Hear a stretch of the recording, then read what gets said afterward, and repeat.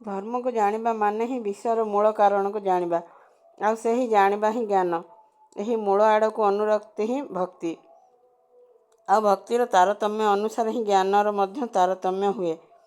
ସେତିକି ଅନୁରକ୍ତିରେ ଯେତିକି ଜଣାଯାଏ, ଭକ୍ତି ଆଉ ଜ୍ଞାନ ମଧ୍ୟ ସେତିକି ହୁଏ।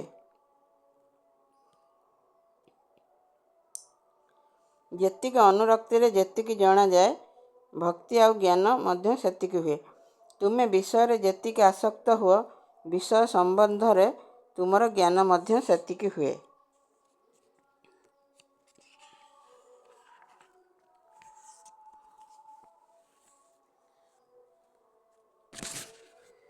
ଜୀବନର ଉଦ୍ଦେଶ୍ୟ ଅଭାବକୁ ଏକଦମ ତଡ଼ିଦେବା, ଆଉ ତାହା କେବଳ କାରଣକୁ ଜାଣିଲେ ହିଁ ହୋଇପାରେ।